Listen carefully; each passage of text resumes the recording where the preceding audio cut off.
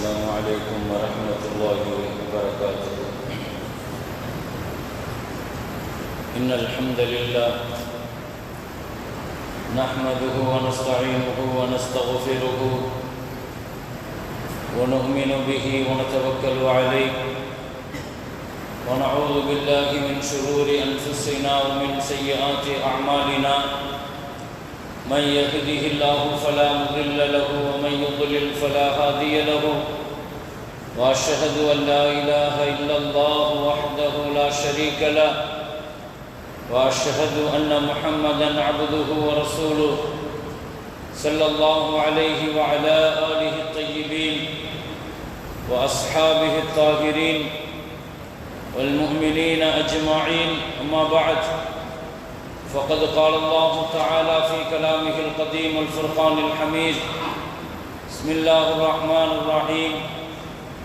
واعتصموا بحبل الله جميعا ولا تفرقوا واذكروا نعمة الله عليكم إذ كنتم أعداء فألف بين قلوبكم فأصبحتم بنعمته إخوانا.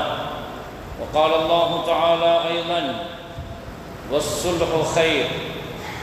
صدق الله مولانا العظيم.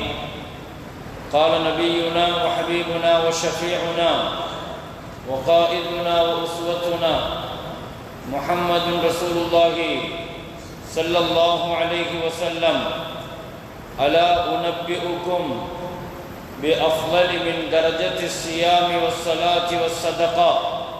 قالوا: بلى يا رسول الله. قال: إصلاح ذات البين.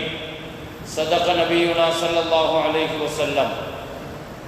அளவற்ற அருளாளன், நிகரில்லா அன்புடையவன், எல்லாம் வல்ல அல்லாஹுவை போற்றி புகழ்ந்தவனாக, உயிருக்கு உயிரான உயிரிலும் மேலான முஹம்மது ரசூலுல்லாஹி ஸல்லல்லாஹு அலைஹி வஸல்லம் அவர்கள் மீதும், அவர்களின் பரிசுத்தமான தோழர்கள், பாக்கியமான குடும்பத்தினர்கள், குறிப்பாக நம் அனைவர்களின் மீதும் அல்லாஹுவின் பேரருளும் பெரும் கருணையும் வந்து சேரட்டுமாக.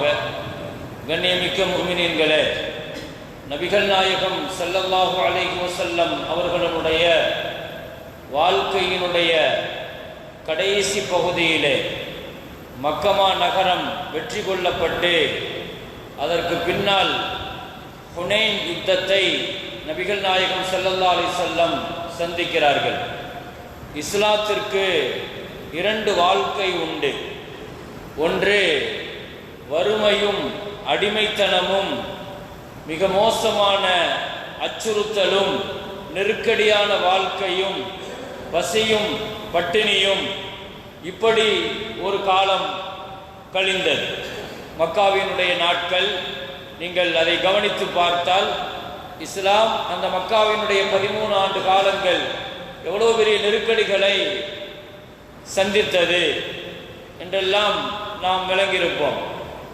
இஸ்லாத்திற்கு அல்லாஹ் இன்னொரு காலத்தை அல்லாஹ் கொடுத்தான்.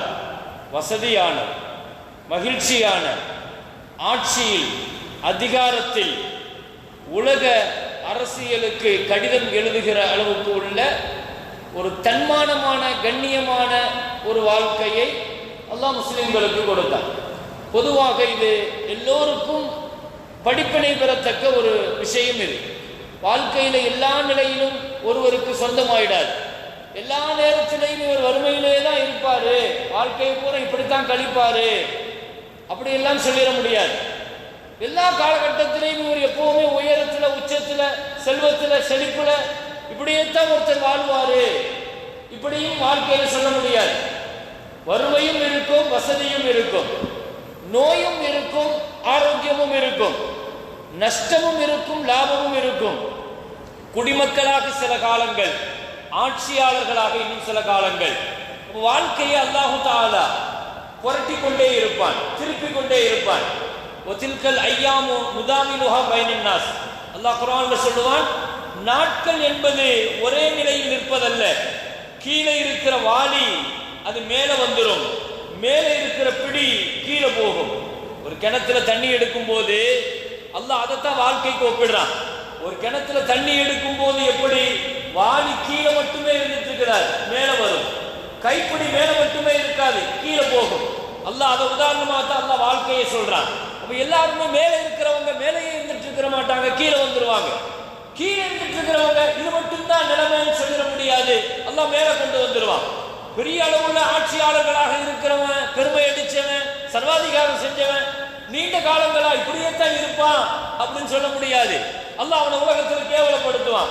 எப்படியாவது போரை நிறுத்தி கெஞ்சிற அளவுக்கு பாகிஸ்தான் எல்லாம் வந்து சமாதானம் பண்ற அளவுக்கு ஒரு நிலையை இன்னைக்கு உலக வல்லரசுக்கு அல்லாஹ் ஒரு கேவலத்தை அல்லாஹ் கொடுத்துட்டான். இன்னைக்கு இஸ்லாமாபாத்ல ஒரு பெரிய சமாதான உடன்படிக்கை பாகிஸ்தான் நடத்துது. எப்பொழுதுமே எந்த சமாதான ஒப்பந்தத்திற்கும் இந்த அமெரிக்க இஸ்ரேலிய இந்த சர்வாதிகாரிகள் எப்பொழுதுமே இந்த சமாதான ஒப்பந்தம், போர் நிறுத்த ஒப்பந்தம் இதையெல்லாம் சும்மா ஒரு பகடக்காயா தான் பயன்படுத்துவாங்க. இதை பூராவுமே என்றைக்குமே அவர் செயல்படுத்துறதா துரோகத்தினுடைய உச்சம் இவர்கள். இவர்களுடைய வரலாற்றை படிச்சு பார்த்தா தெரியும். அல்லாஹ் குர்ஆன்ல சொல்லுவான் யூதர்களை பத்தி, அவகுல்லமா ஆஹது அஹதன் நபதஹு ஃபரீகும் மின்ஹும், எந்த ஒப்பந்தத்தை செஞ்சாலும் முதுகுக்கு பின்னால தூக்கி போட்டுருவான் யூதர்கள். அப்படி முன்னால கூப்பிட்டு ஒப்பந்தம் பேசுற மாதிரி கூப்பிட்டு பின்னால துரோகம் பண்ணுவான். அப்படித்தான் யாசர் அரஃபாத் அவன் கொண்டான். பலஸ்தீனத்தினுடைய விஷயங்கள்ல உலக தலைவர்களை, பெரிய பெரிய தலைவர்களை எல்லாம் அவன் டார்கெட் பண்ணிட்டான்னு சொன்னா, இஸ்லாமிய நாடுகளை டார்கெட் பண்ணிட்டான்னா அதற்கு அவன் பயன்படுத்துற வார்த்தை சமாதான ஒப்பந்தம்.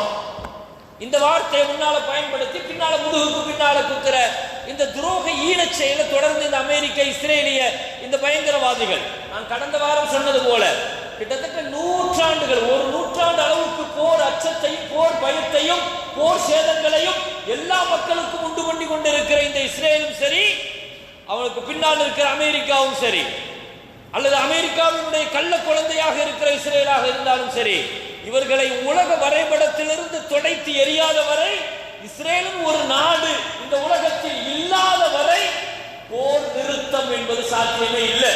ஏன்னா இவன் போர் குணம் கொண்டவன் தான் இந்த இஸ்ரேல், அவன் வரலாறு அப்படித்தான். அதனால வாழ்க்கையில எப்பொழுதுமே இதே நிலையில இருந்துட முடியாது, அல்லாஹ் மாத்திடுவான். அல்லாஹ் ஒரு கட்டத்துக்கு மேல நிர்பந்தமா எப்படியாவது சமாதானம் பண்ணி வைங்கன்னு உலகத்தை பூரா பிச்சை எடுக்கிற அளவுக்கு கொண்டு வந்து இன்னைக்கு இந்த ரெண்டு பேர்கள் அல்லாஹ் விட்டுட்டான்.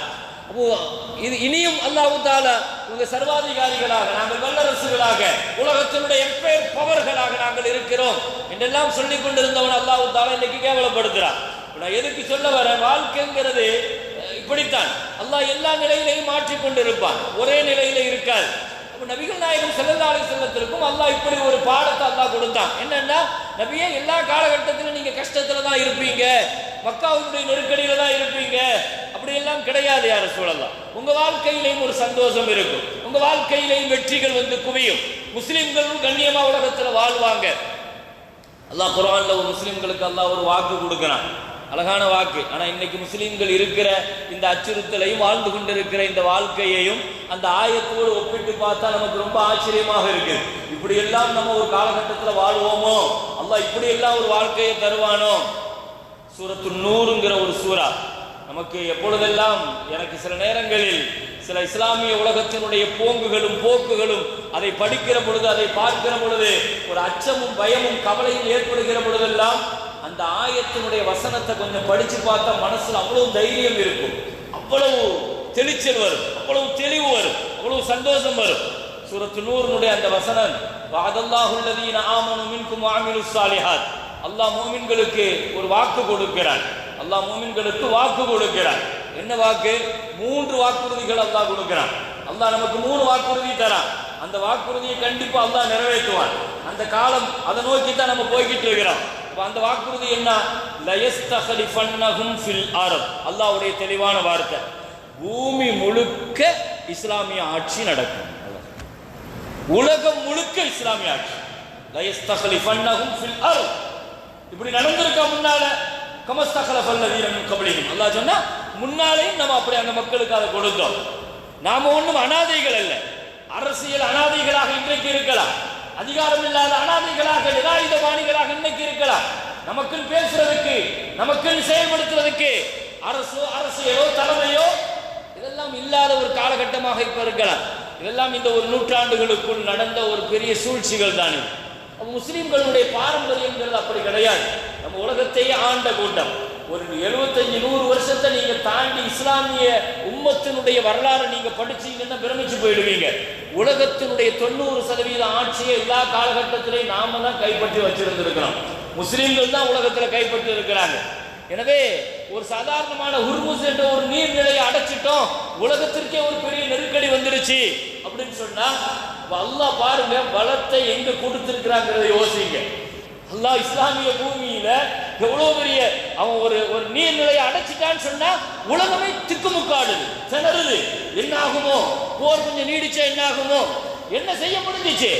பிரான்ஸ் நீ வான் கூப்பிடா, ஜெர்மனியை கூப்பிடுற அமெரிக்காக்காரன், மென்டல்லையும் பெரிய மென்டலை கொண்டு வந்து உலக வல்லரசனுடைய தலைவராக வச்சிருக்காங்க. கேலி கூத்தாகி போச்சு. இன்னைக்கு அவன் கொடுக்குற அறிக்கையெல்லாம் பார்த்தா முன்னால வீரமா அறிக்கை கொடுத்துட்டு பின்னால காலுக்கு கீழே உள்ள மாதிரியான ஒரு கேவலமான ஒரு அரசியல் தலைவரை உலகத்தில் ட்ரம்ப் மாதிரி ஒரு அரசியல் தலைவரம் பார்த்ததே கிடையாது.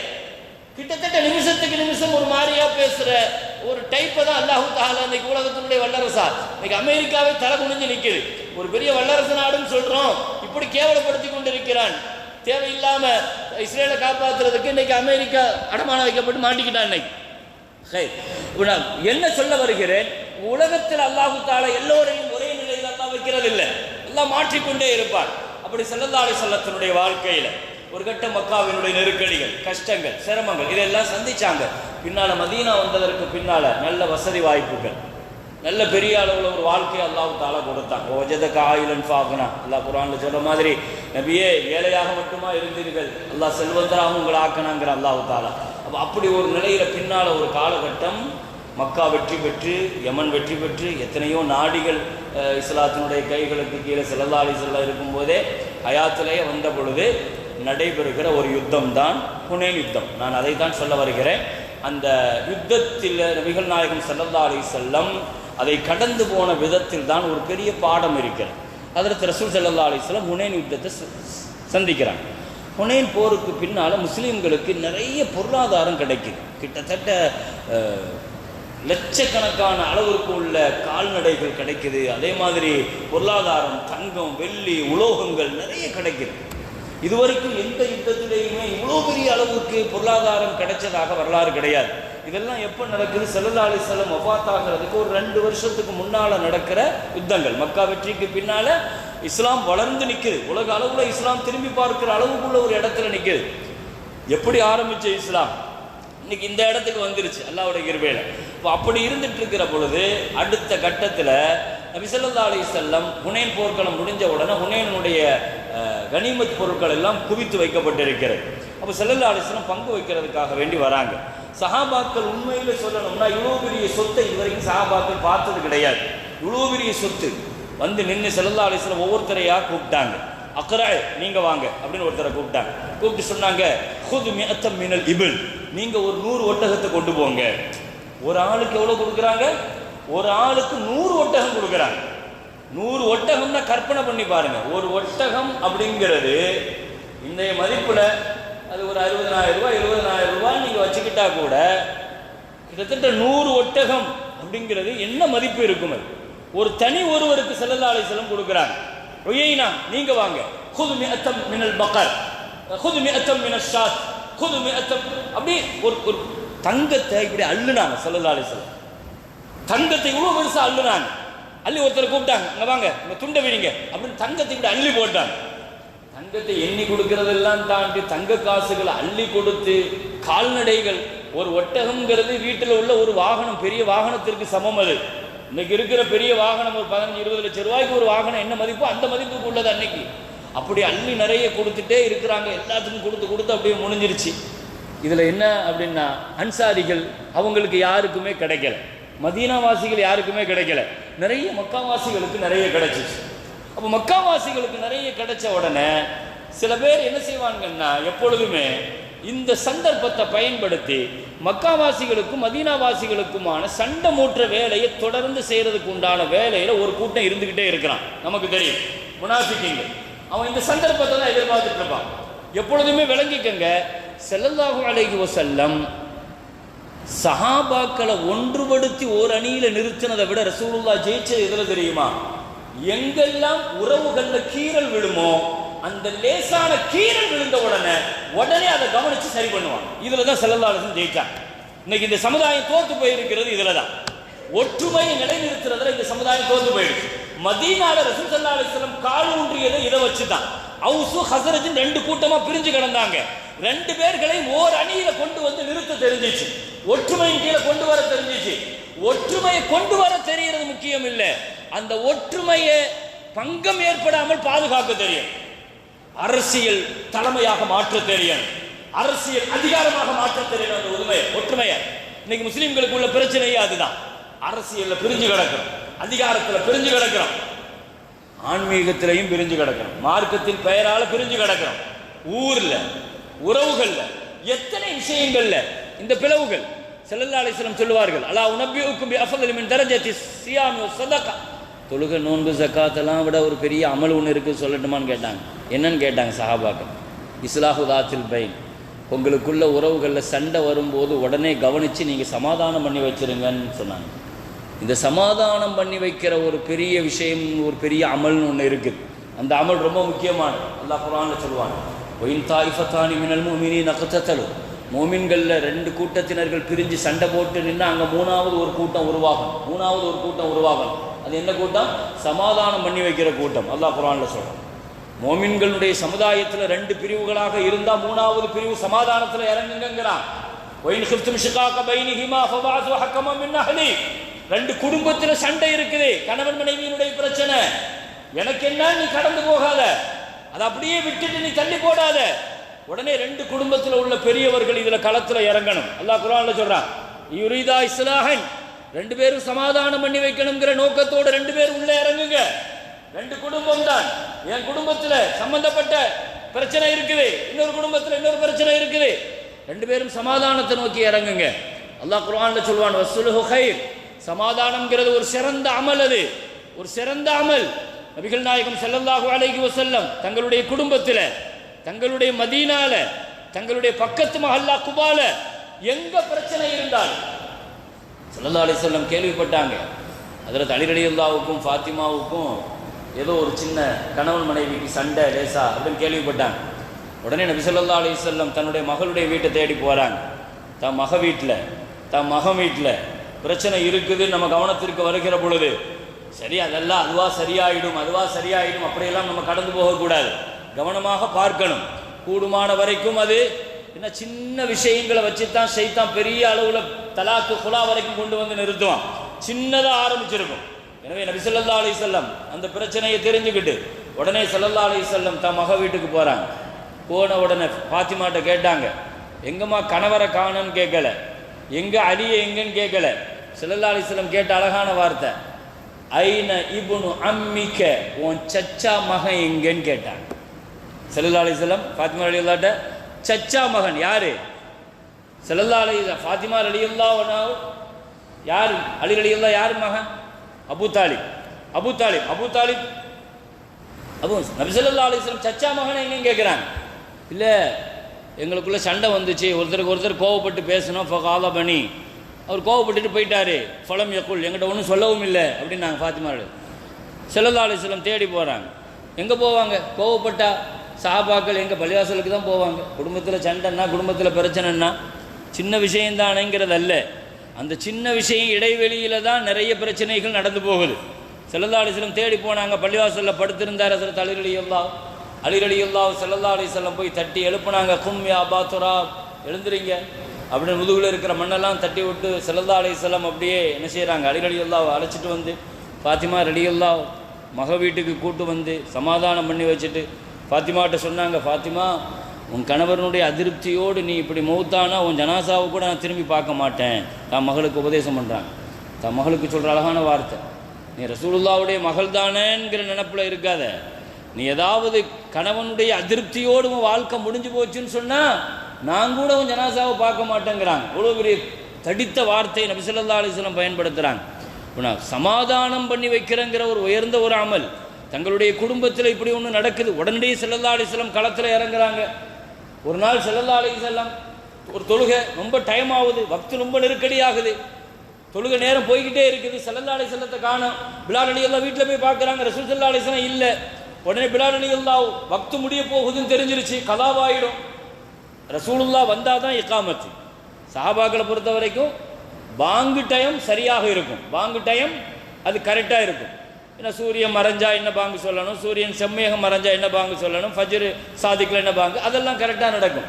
ஆனால் இக்காமத்துக்கு டைம் கிடையாது. இக்காமத்துக்கு இமாம் வந்தால் தான், ஸல்லல்லாஹு அலைஹி வஸல்லம் வந்தால் இக்காமத், அதுதான் சுன்னத்து, அதுதான் ஷரியத்.